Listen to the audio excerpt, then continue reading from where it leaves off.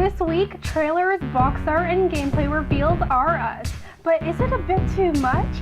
And Nintendo announces some cool new updates via Nintendo Direct.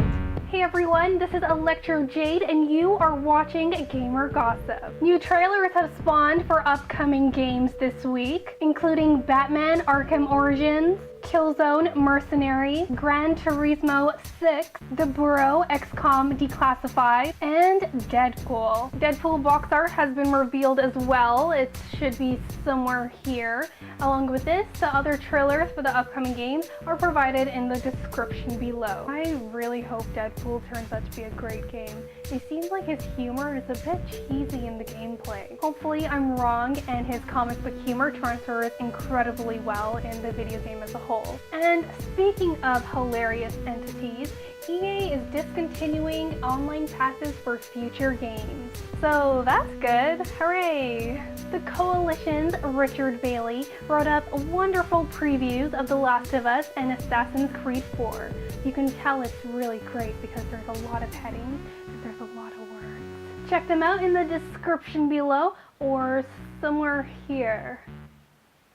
And speaking of all these previews and box art reveals and trailers, at what point does video game marketing get ridiculous? Anyone can tell you that buzz is very important before a video game launches, which is why marketing people are very dependent on video game trailers, on leaks, on box art reveals. And remember, games are a one-time purchase for a consumer, which is why if you're a marketing person, you either want to go big or go home. And that's why we see all these trailers and box art reveals and leaks. It's all to get the consumer excited. And eventually we all go to social media and go buck wild and tell the world about what we saw. It's all part of the plan. But when is all this chaos too much? A game can easily be overhyped with all the pre-buzz surrounding it. This may not affect its sales in general, but it may affect the future installments of that game, or perhaps the developer's future games. Which is why I personally don't dive into trailers and gameplay reveals and all that.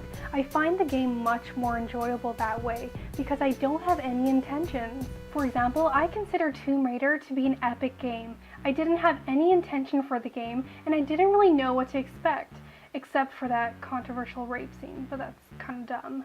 However, I know a lot of people who didn't like the game. Perhaps this was because the game was a bit too overhyped in the beginning. So how do you guys feel about the pre-buzz of games? Does it affect your gaming experience? Let me know in the comments. And now we get into the top new releases of this week. Multi-platform Metro Last Night released this week, and Sanctum 2 is on Xbox and PC. Nintendo Direct also happened this week, and a lot of goodies have been revealed, including Zelda. Legend of Zelda Oracle of Ages and Oracle of Seasons is coming out on May 30th. Other cool highlights like Sonic Shiz and Pikmin Shiz has also been announced. Check out the highlights over here. They'll also be in the description below. And while we're at it, check out the review for Thomas Was Alone. And that's it for this week's Gamer Gossip. Check out our Twitter page and our Facebook page, and check out thecoalition.com. I'll see you guys next week. Game on.